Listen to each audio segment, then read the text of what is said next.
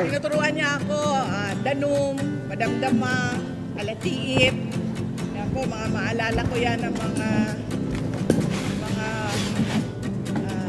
napudaw na balasang.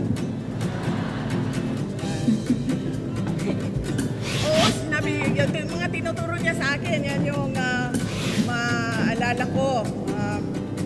Tapos, noong syempre, may edad na ako, hindi ko naman din maalala lahat. Nahihirapan ako mag-forma ng sentences.